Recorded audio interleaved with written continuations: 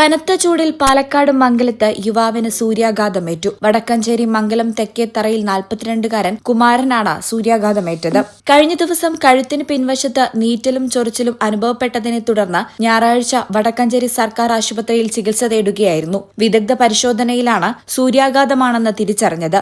Lorry ഡ്രൈവറാണ് കുമാരൻ. പാലക്കാട് ജില്ലയിൽ 40 ഡിഗ്രിയോടടുത്ത് ചൂടാണ് അനുഭവപ്പെടുന്നത്. ചൂട് കൂടുന്ന സാഹചര്യത്തിൽ ജില്ലയിൽ ജാഗ്രതാ നിർദ്ദേശവും പുറപ്പെടുവിച്ചിട്ടുണ്ട്.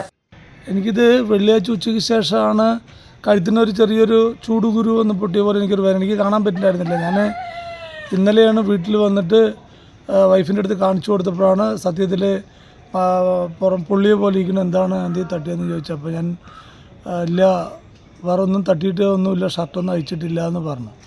അപ്പോഴാണ് ഇന്ന് ഡോക്ടറെ അടുത്ത് പോയപ്പോഴാണ് ഇതിങ്ങനെ സംഭവിച്ചാണെന്നുള്ളത് വടക്കഞ്ചേരി ഹോസ്പിറ്റലിൽ പോയപ്പോഴാണ് അറിഞ്ഞത്. സംഗതി നല്ല വേദനയുണ്ട്, മേലും കൈ വേദനയും മറ്റേ ശരീരമൊക്കെ ഒരു ഭയങ്കര തളർച്ച പോലെയൊക്കെ ഒരു ഫീല്. ഈ ചാനൽ പാലക്കാട്. 15 വർഷങ്ങളായി ഈ തിളക്കം നമ്മെ ഭ്രമിപ്പിക്കുന്നു. 15 വർഷങ്ങളായി ഈ വ്യത്യസ്തത നമുക്ക് ആത്മവിശ്വാസം നൽകുന്നു.